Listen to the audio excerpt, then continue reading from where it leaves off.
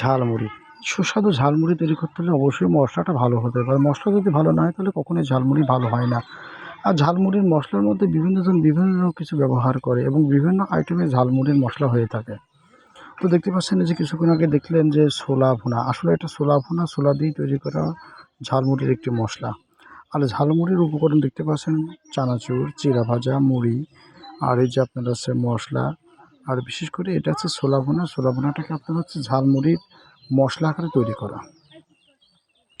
এই মশলা আকারে তৈরি করার এই ছোলা ভুনাটি ঝালমুড়ি কখনো খেলে পরে আসলে জিভে লেগে থাকে।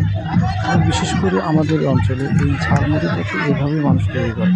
ছোলাটাকে সুন্দর করে ঝাল ভুনা করে এবং সাথে বিভিন্ন মশলাপাতি দিয়ে এমনভাবে আর কি ছোলাটাকে ভুনা করে যা ঝালমুড়ির সাথে খেতে পারবেন বা অন্যান্য খাবারের সাথে খেতে পারবেন।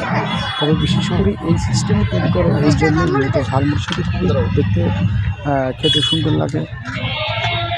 আর বিশেষ করে তার মধ্যে কিছু যে গাজর, কিছু শসা, মরিচ, পেঁয়াজ এবং কিছু ধনেপাতা এগুলো আর কি দেওয়া হয়।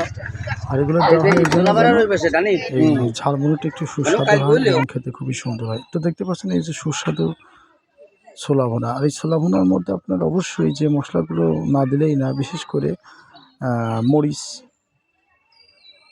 মরিচ, রসুন, পেঁয়াজ এগুলো তো যাবে। অবশ্যই আদাটা একটু দেয় এবং এর মধ্যে কেউ অনেকজনের গরুর গোশের চর্বি অথবা খাসির গোশের চর্বি এগুলো একটু অ্যাড করে থাকে এক্সট্রা একটু স্বাদের জন্য।